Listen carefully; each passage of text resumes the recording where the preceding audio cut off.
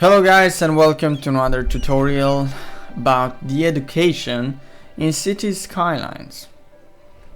Well, I don't know how much you know about the education, but it has a very big impact on your cities, on the development of your cities. Now, what you see is the result of education. Without education, you wouldn't be able to achieve something like this. Why? Because the education influences how tall, how big your buildings can get. With low education, there's no way you can get your buildings so huge, Now, let's get a bit more into details.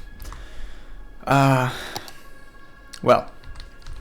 when you want to provide education for your people, you have three steps, like in real life: elementary school, high school, and university. You need all these three. You cannot build just one and leave the other two to waste. You have to use the elementary school so they can get to the high school level, so they can get to the university level. Okay? Now, you will need more elementary schools around your city, and then a bit less high schools than elementary schools, and then one university per this entire thingy. Because the university capacity is huge, the high school capacity is medium, and the elementary school capacity is, let's say, low. Okay, that's why you need more elementary schools. But this is how it affects your people. For example, let's take a look at my people, at the education of my people. The elementary school capacity is, well, there is still space, and undereducated people, there are 10%, educated 30%, well-educated 16%, and highly educated 44%. Now, educated means elementary school, well-educated means high school, and highly educated means university, okay? And university is very important because even the industries will search for people with a high education, okay, like in real life, and guys, if you notice here the color of the buildings change. What does that mean? For example, let's take the university, and all these buildings have a very light blue. This means that in that building live a lot of highly educated people. Now, if we go here, you will see some red buildings, some orange buildings.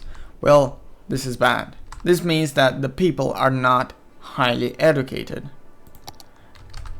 Let's check the high school.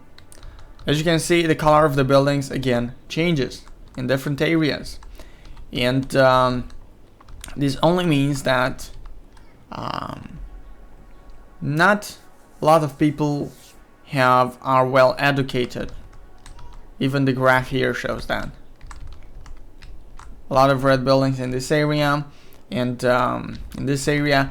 What you should know though, is as soon as you get access to the education buildings, you should build them and take advantage of them.